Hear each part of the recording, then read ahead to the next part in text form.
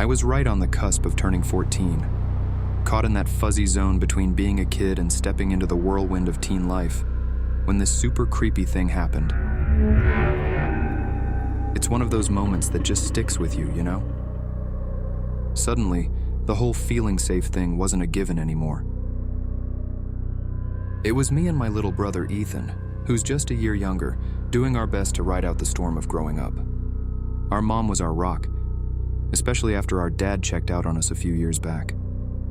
She was all in, giving us her all every single day. Our pad was this snug 3-bedroom apartment. It wasn't much, but it felt like our little fortress against the world.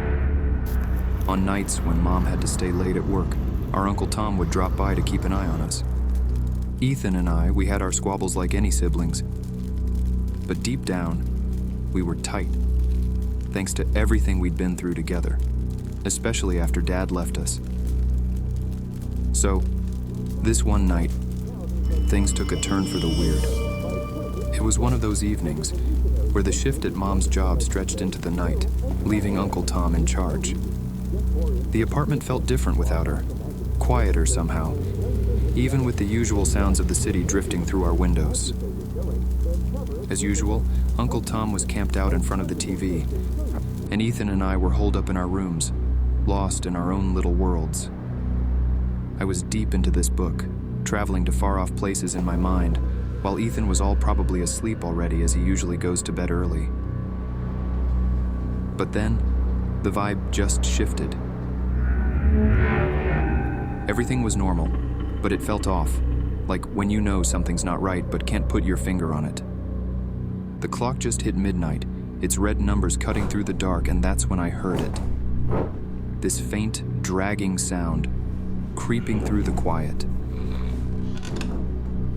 At first, the sound was so faint, so out of place, that I figured it had to be Uncle Tom. It was late, and our little apartment had a way of carrying sounds, twisting them into something unfamiliar. Maybe he was up for a midnight snack, I thought. It wouldn't have been the first time.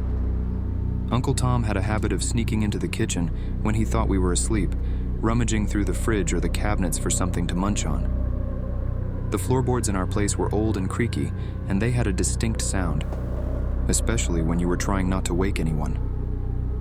That soft dragging noise could easily have been him, moving cautiously in the dim light, trying not to make a sound, but not quite succeeding. The thought was comforting, familiar, and it briefly eased the strange tension that had settled over me. But when I tiptoed to the door and dared to take a stealthy glance down the hall, what I saw made my heart skip a beat. At first glance, the dimly lit corridor seemed empty, just the usual shadows cast by the faint nightlight we kept plugged in near the bathroom. I was about to brush off my fears, chalking them up to an overactive imagination fueled by the late hour and the eerie quiet. But then, something shifted in the periphery of my vision. A subtle, almost imperceptible movement that drew my gaze back to the hallway. And that's when I saw it. A tall, ominous figure gliding through the shadows, with a slow, haunting grace that was anything but human. This wasn't the familiar, comforting presence of Uncle Tom, nor was it anyone else I could recognize. It was an intruder, an entity shrouded in darkness, moving with a deliberate, chilling intent that sent a wave of terror washing over me. My heart was pounding as I realized the figure hadn't just appeared. It had been standing there, eerily still, as if it had always been watching me. The darkness of the hallway had masked its focus, but as my eyes adjusted, the chilling truth became clear. Its gaze had been fixed on me all along. We locked eyes in a moment that stretched into eternity, a silent standoff that sent shivers down my spine. The realization that this entity had been observing me, even before I was fully aware of its presence, added a layer of terror to the encounter, making the air around me feel heavy with dread. I slammed the door shut so hard the whole place shook. Then soon after, the banging and yelling started. It was like something out of a horror movie. In that frantic moment, my mind was a whirlwind of panic and disbelief. How did this happen? Our home suddenly felt like the setting of a horror story, with us as the unwitting characters. I could hear my own heartbeat thundering in my ears, drowning out everything else. Fear gripped me, making it hard to think straight, but one thought cut through the chaos. I needed help, and fast. Then, I heard Uncle Tom's voice cut through the chaos, confronting the intruder with a fierceness that was new to me. His shouts and the sounds of a scuffle reached me from behind the safety of the door, my heart racing with each muffled exchange. Suddenly, the front door slammed with a finality that echoed through the apartment, signaling the end of the ordeal. And just like that, the immediate danger was gone, but the heavy atmosphere of fear lingered, a tangible reminder of the nightmare we'd just lived through. Uncle Tom firstly came to check on me if I was okay, then said we should check on Ethan. Made sense, right?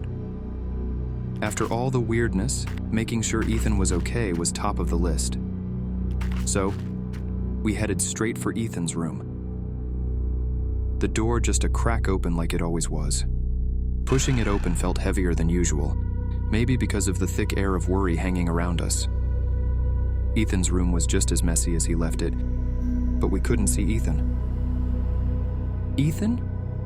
I called out, half hoping he'd just pop up from under the bed or something, but nope, nothing. Just the sound of our own breathing and the quiet of the apartment answering back. That's when the real panic set in. We looked everywhere, even places we knew he couldn't fit, but it was like he'd just vanished into thin air. Uncle Tom was on the phone with the cops before I could even process what was happening. The police were at our place in no time, asking a million questions and looking around with those serious faces they have. And as we tried to piece the night together for them, it hit us that maybe the creep didn't just come for a scare. Maybe they came for Ethan, and I could have been on that list too. The days that followed were a blur of police, questions, and a whole lot of empty. They did their best, turning over every stone, chasing down every lead, but it was like Ethan had just disappeared into a storybook, leaving us behind. And the hardest part? Realizing what that dragging sound was.